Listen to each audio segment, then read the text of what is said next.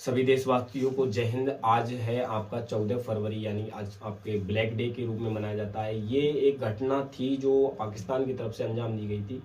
आइए इसके बारे में हम जानते हैं कि ये जो पुलवामा अटैक है ये कहाँ हुआ था। तो ये जम्मू कश्मीर के अंदर एक जिला है लेथपोरा नामक स्थान पर हुआ था, जिसमें 14 फरवरी 2019 को एक व्यक्ति था जिसका नाम था आदिल, जो अपनी एक महिंद्रा स्कॉर्पियो के अंदर 300 किलोग्राम से अधिक RDX या बारूद लेकर वहाँ पर प्रवेश करता है और जाकर हमारे भारतीय जवानों की सीआरपीएफ के जवानों की जो बस थी उससे टकराता है और पूरी घटना को अंजाम। इतना भयंकर विस्फोट होता है जिसके अंदर हमारे सीआरपीएफ के जो 40 जवान थे वहाँ पे शहीद हो जाते हैं, कुछ लोग घायल भी होते हैं, कुछ सैनिक वहाँ पे घायल भी होते हैं। बाकी ये 40 लोग जो भारतीय सैनिक जवान होते हैं भारत के विभिन्न राज्यों से बिलोंग करते थे जो वहाँ पे जा रहे थे। कहीं ना कहीं हमें इस चीज़ के पीछे एक घटना भी लगती है, क्योंकि ये जो 300 किलोग्राम से अधिक जो RDX था वो किस प्रकार से वहाँ पे जाता है, उसके अंदर प्रवेश हो जाता है। तो कहीं ना कहीं हमें को पुलिस कर्मियों को भी ये जिम्मेदारी लेनी चाहिए कि आप जब इस पे पूरी तरह से तैनात है, हर 500 किलोमीटर पे एक सैनिक है, उसके बाद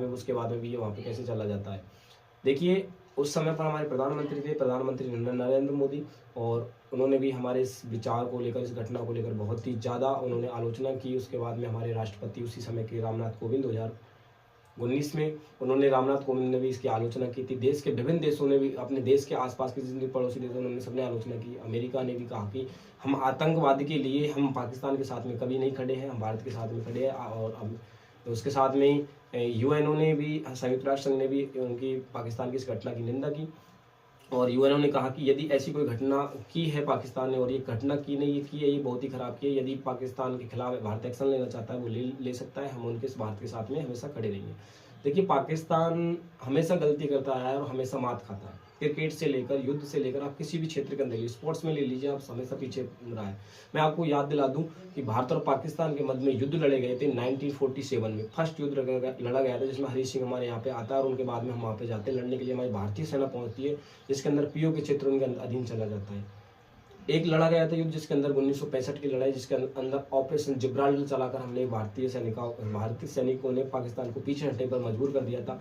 उसके बाद में 1971 का युद्ध लड़ा गया जिसके अंदर बांग्लादेश में युद्ध लड़ा गया था, जिसके अंदर भारतीय सैनिकों ने उन पाकिस्तान के 93,000 सैनिकों को वहां पर आत्मसमर्पण करने पर मजबूर कर दिया था। देखिए 93,000, नाम सुनते ऐसा लगता है कि 93,000 सैनिकों को किस प्रकार से वहां पर आत्मसमर्पण के लिए मजबूत कर दिया। देखिए आपको मैं याद रहा हूँ भारतीय इतिहास के अंदर ऐसी बहुत कहानियां हैं जिनके मैं बताऊंगा कि अकबर हमारे यहाँ पे युद्ध लड़ने के लिए आता है और महाराणा प्रताप उनको लड़ने के लिए, मतलब अपने पास में 200 सैनिक भी, 150 सैनिक, तब भी उनसे लड़ जाता था। मतलब इतनी बहादुरी तक, जहां पर पाकिस्तान में 93,000 सैनिकों ने क्या कर दिया, आत्मसमर्पण कर दिया।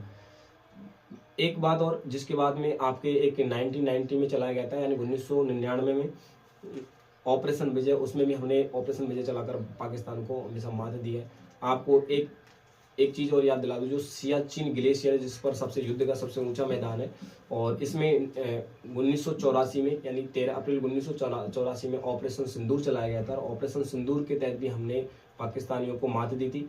इसके बाद में हमने सियाचिन, ये ऑपरेशन सिंदूर था, ये सियाचिन को लेकर था, जैसे सियाचिन पर चलाया था ऑपरेशन सिंदूर, उसके बाद में उनको मार दी थी। मतलब कि जो भारतीय सैनिकों ने हमने सियाचिन पर, एक पूरी घटना है, यदि आपको चाहिए तो मैं उसकी अलग से वीडियो बना दूंगा सियाचिन ग्लेशियर ऑपरेशन सिंदूर के ऊपर। यदि आपको चाहिए तो मुझे कमेंट करके जरूर बताइएगा। उसके बाद में 9 मई 1919 में, और ये चलाया था आपके कारगिल विजय को लेकर, जिसमें कारगिल विजय 9 मई को स्टार्ट की। मई के बाद में, मई से स्टार्ट हुआ था और जाके हमने 24 जुलाई को ये पूरी तरह से हमारे कब्जा कर लिया था और पाकिस्तान को पीछे हटने पर मजबूर कर दिया था। 24 जुलाई को ये पूरा समाप्त हुआ। इस वजह से हम 24 जुलाई को हम कारगिल विजय दिवस के रूप में मनाते हैं। एक आपको पता हो तो हमारे प्रधानमंत्री थे जिनका नाम था लाल बहादुर शास्त्री, जो एक ताशकंद समझौता करने के लिए पाकिस्तान की तरफ जाते हैं, और उन्होंने 10 जनवरी 1966 को यह समझौता किया था।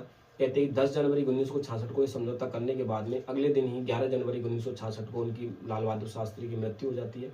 कहीं ना कहीं हम देखते हैं कि ये मृत्यु का कारण, जो अपने देश का प्रधानमंत्री किसी दूसरे देश में जाकर इस प्रधानमंत्री को इस चीज की मात देता है, तो कहीं हम ये सोच सकते हैं कि दूसरे देशों की साजिश रची गई होगी, और वास्तव में ही ये साजिश रची गई थी, क्योंकि आज तक इसका मृत्यु की कोई भी घटना, कोई किसी प्रकार का हमें सबूत नहीं मिला कि क्यों की गई थी, किस लिए की गई थी, किस कारण था। आज तक कोई कारण समझ में नहीं आ गया है। देश के युवाओं से मैं तो यही कहूंगा कि यदि आप जाओ तो पाकिस्तान को कभी भी हमें सहयोग नहीं करना है, क्योंकि एक तरह से आप इसका नक्शा भी देख सकते हो, किस तरह का है। नक्शा देखकर आप समझ सकते हो कि ये किसकी भांति काम करता है।